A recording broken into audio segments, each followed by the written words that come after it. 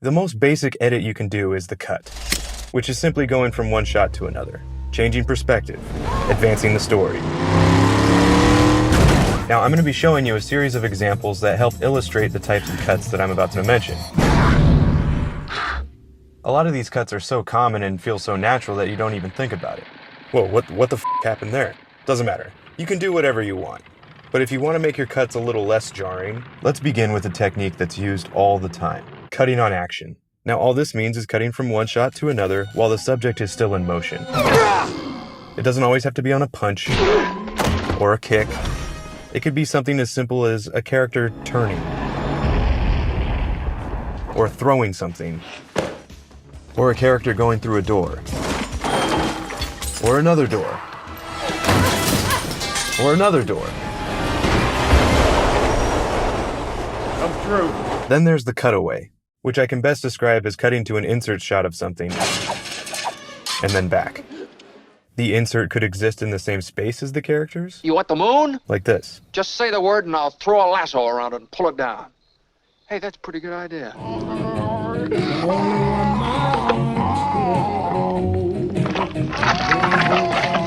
Or you can use a cutaway to get inside the head of a character. Last night I was... Cross-cutting. This is when the editor intercuts back and forth between locations. For example, most phone conversations are usually cross-cut, and when used effectively, cross-cutting can certainly amp up the tension and suspense of a sequence.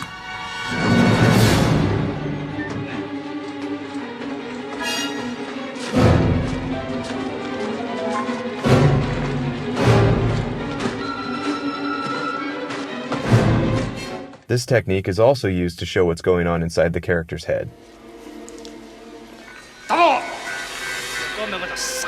Don't move.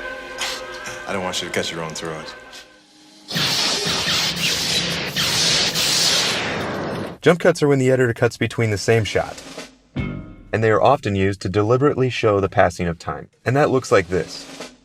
So you can naturally find these in montages. Here's a few examples.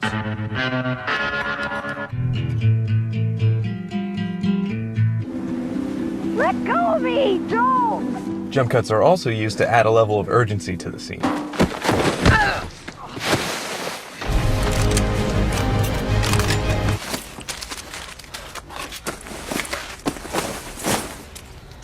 And there's a lot of jump cuts in baseball.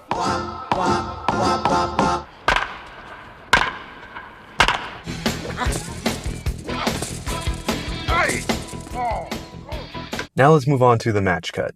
Match cuts look like this.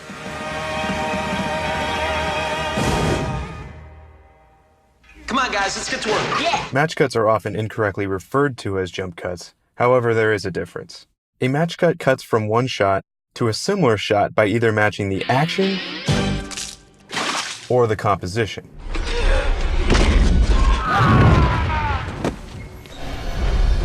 Match cuts are mainly used as scene transitions because you're often jumping from one place to another, which is most likely why there's confusion on the matter.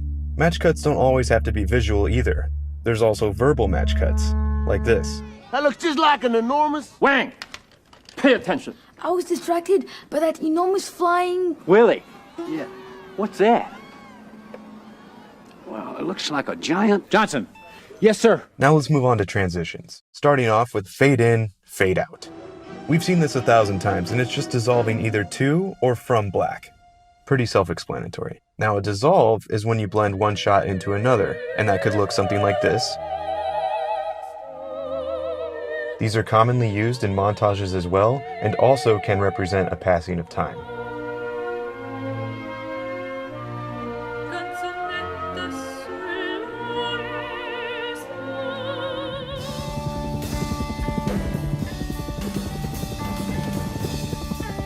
Now, you could easily dissolve between the same shot, and it looks something like this.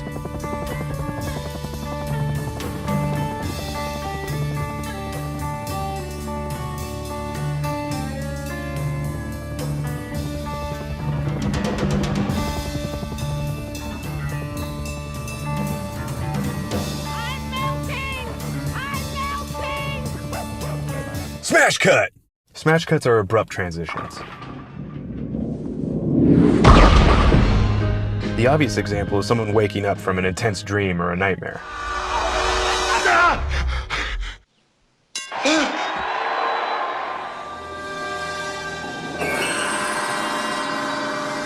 Going from something intense to quiet, or quiet to intense. I shot my way out. Everybody started shooting, so I blasted my way out of there.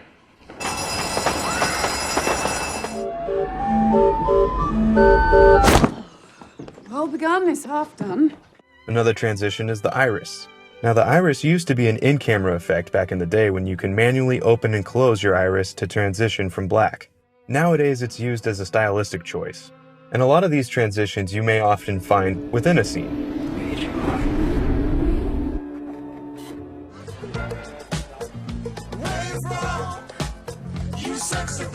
Some other transitions include the wipe.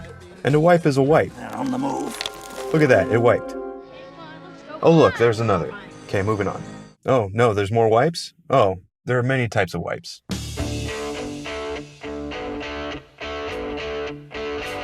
Then there's the invisible cut. Invisible cuts are used to give the impression of a single take. However, cuts are hidden in blackness, like in Hitchcock's Rope. Or Evil Dead 2.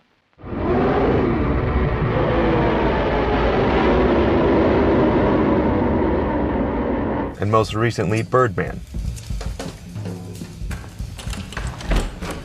Cuts are also hidden within whip pans, where you can hide the cut on the motion of the camera movement. Here are a few examples. I'm back. Perfect timing. As you know, endorsed by the PTA and the North American Teachers Foundation. We're coming to get you, Barbara! An editor might also hide a cut with an object crossing the frame. Or you can hide a cut when the subject leaves the frame. This is my favorite example because it's pretty seamless unless you know what you're looking for. Just like any good magic trick. So there's an invisible cut hidden right here. This shot was cleverly designed to make it appear as if Paul Newman was actually doing those card tricks. But really, he can't. Now let's move on to something else. The L-cut is an audio-based transition. This is when the audio from the current shot carries over to the next shot.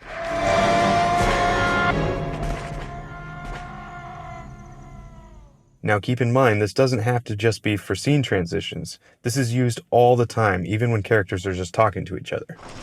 Don't have to take this abuse much longer. They don't serve fried chicken and watermelon on a daily basis in my mess hall. Yes, sir! That you, John Wayne? Is this me? The J-cut is when the audio from the next scene starts before you get to it. I can't, I gotta go home. So you hear what's going on before you see what's going on.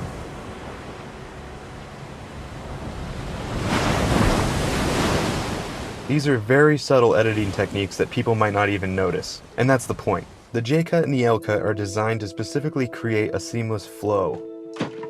A seamless transition from one scene to another, with audio guiding the way. Hey, Gordy, I got something for you. This, my friend, is for you. That's all it is. They're like the police department for wise guys.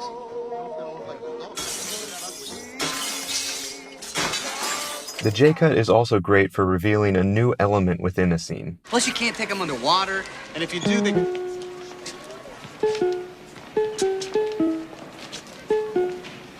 Neat. Once you know all the types of cuts available to you, then you can start mixing and matching them. The Graduate does this match cut into a J-cut. Ben, what are you doing? Or there's the match J-cut. If you could fight anyone, who would you fight? Fight my boss, probably. And here's a verbal match J-cut. And the line goes... Roar! Here's a cross-cutting cutaway. I tried not to think of the word serum or flesh. Mad Max does this cutaway jump cut. Let's just take a look at that one again. They cut from Max to his vision, cut back, and they jump cut the impact to really sell the hit. Here it is again at full speed. Here's a jump cut, cross cut, smash cut. I'm so smart. That's funny. Okay, we open at the beginning of time. No, okay, we open with LaRoche driving into the swamp. Crazy white man. Gladiator has a great cross-cutting match-cut thing going on in this sequence.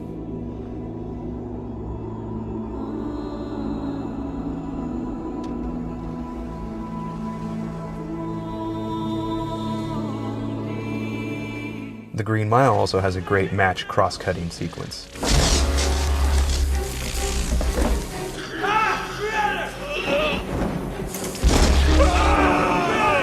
Then there's the match desolve.